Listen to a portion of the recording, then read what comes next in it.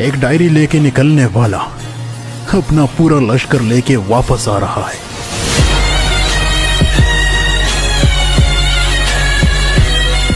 जो press conference की गई थी कि जी गैर सियासी प्रेस कॉन्फ्रेंस है, DGISI गैर सियासी प्रेस कॉन्फ्रेंस में इमरान खान को टारगेट नहीं करते। सिर्फ आपको क्यों ये नजर नहीं आए चोर जो 1100 अरब रुपए का इस मुल्क पर जो डाका मारा था वो माफ करवा रहे हैं ना, रो ले रहे हैं? क्या वो नहीं नजर आया आपको?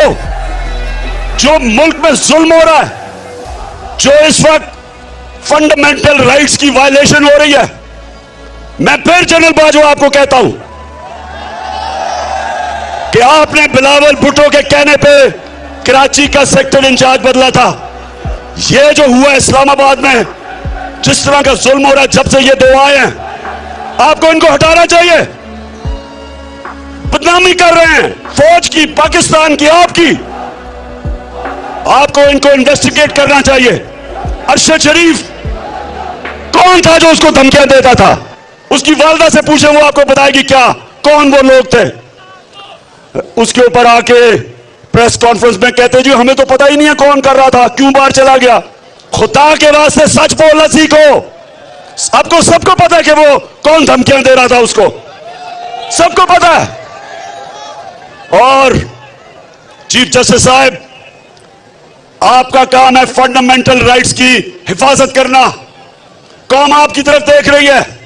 कस्टोडियल टॉर्चर सारी दुनिया के अंदर इसके ऊपर एक्शन लेते हैं, ये सारी दुनिया में बैंड है। कौन हमारे फंडामेंटल राइट्स की हिफाजत करेगा? अगर चीफ जस्टिस साहब आप नहीं करेंगे, कौन करेगा? पहले शहबाज गिल का हुआ, जब मैंने शोर मचाया तो मेरे ऊपर कंटेम्प्ट लग गया कि जी मैंने क्या कानूनी कार्रवाई करूंगा। मेरे ऊपर दहशतगर्दी का केस बना दिया। मैं कस्टोडियल टॉर्चर के खिलाफ बात कर रहा था, और अगर तब एक्शन लिया जाता शहबाज गिल के ऊपर तो ये जुल्म आजम सवाती से ना होता। एक आदमी, खुददार आदमी उस तय पे पहुंच जाए कि अगर मैं मुसलमान ना होता मैं खुदकुशी कर लेता, कितना जलील किया होगा उसको। ये डिग्निटी, ह्यूमन डिग्निटी, हमारा आइन उसको तहफ़्फ़ुज़ देता है। तो मैं आज चीफ जस्टिस साहब आपको भी कह रहा हूं कि आप इसके ऊपर एक्शन लें।